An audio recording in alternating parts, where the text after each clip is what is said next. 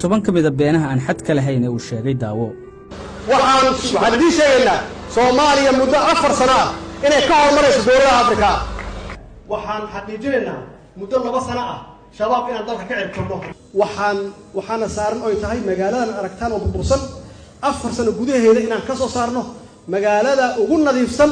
magaalada ugu qurxoon inaan ka soo saarno. 4 sano joogaya mana soo sharaxayo nomination daba qaadan maayo jid la xirayo ma jiraayo oo la yiraahdo khilaafaad madaxweyne iyo prime minister ah dowladda waxay ballan qaaday khilaafaad inuusan jirin in aqalka sare ay caasimadda Muqdisho ay ku yeelato matalaada ay mudan tahay World Bankiga bankiga adduunka uu na siiyay dhaqaale deentii ugu horeysay oo Soomaaliya la siiyo burburka ka bacay lacagtani deyn ma aha waa deeq weyn read my lips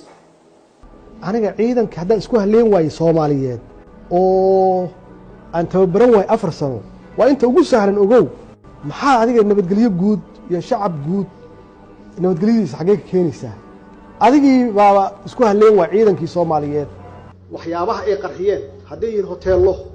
haday yihiin guryo inaan dhisno annaga ka masuula annaga ilaalin weyn nabadgelyadii dadka ku dhinta inaan magdhow siino. Farmaajo ka hor intuusan madaxweyne noqon ma jirin siyaasi ka jeclaa in wax laga weydiiyo xaaladda dalka.